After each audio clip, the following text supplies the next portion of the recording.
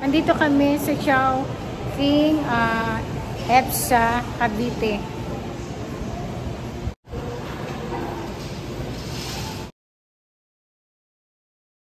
Kain namin. So, order kami ng gano'n.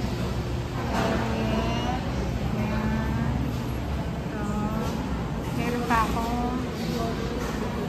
Si Abel. Ito ang kasama ko. Yan. Kain muna kami. So, yun lang nga mga marites. After namin kumain si Chowking ay pumunta naman kami sa SM. So, malapit lang po ito. Ito po ay located in Rosario, Cavite.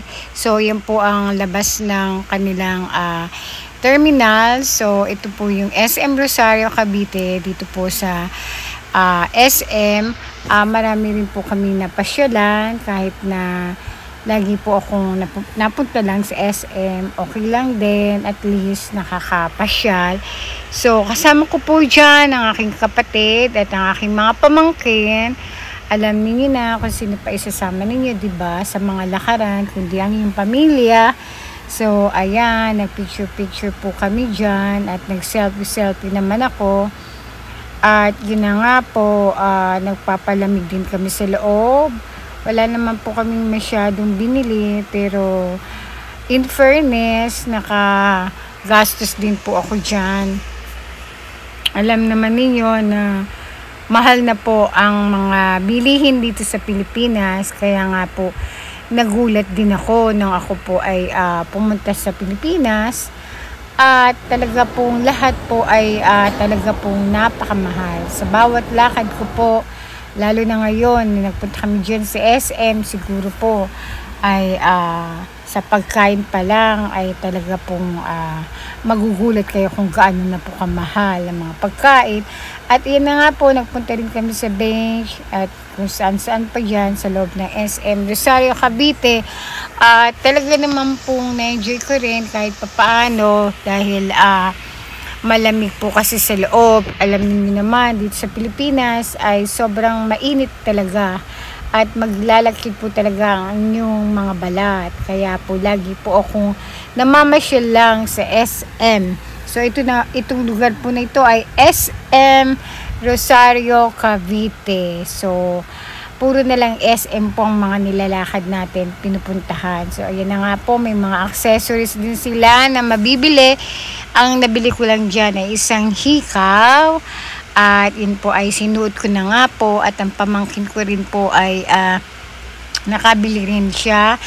At yan na nga po, talaga pong pumunta po rin kami sa second floor. So dyan po makikita yung mga bag at mga shoes. So marami naman po kayo talaga na mabibili sa SM. Ang kailangan lang ay dapat ay may pera kayo, mga marites. Yun nga po mga marites.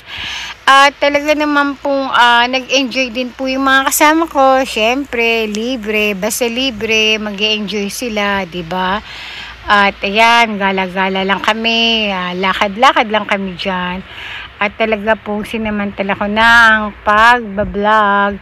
At ito na nga po ang aking mga pinupuntahan dito sa Pilipinas.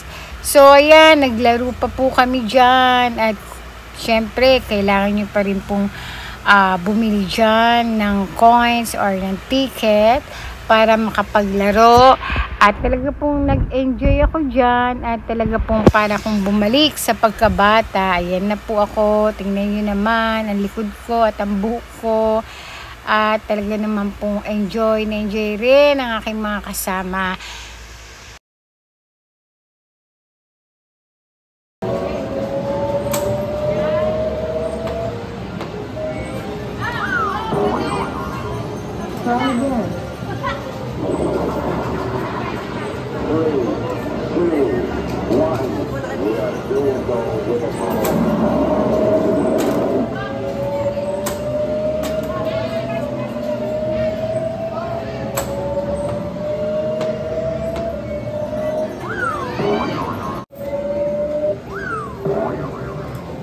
Try again.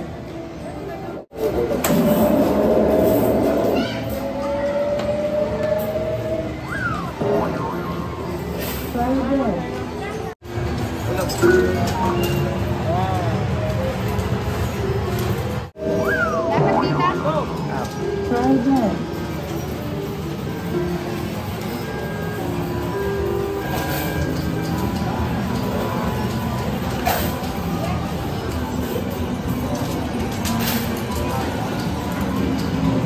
Mga Marites, pinapalta na namin yon ticket. So, alam niyo po ba na panalunan namin dyan ay isang candy lang na lollipop. Kaya nga po, ayan. Yun lamang mga Marites. So, sa susunod na vlog po uli at baaring pumunta uli ako sa SM Bacoor. Abangan po ninyo ang aking susunod na vlog. Bye-bye. God bless you all. Ayan po yung mga inasal.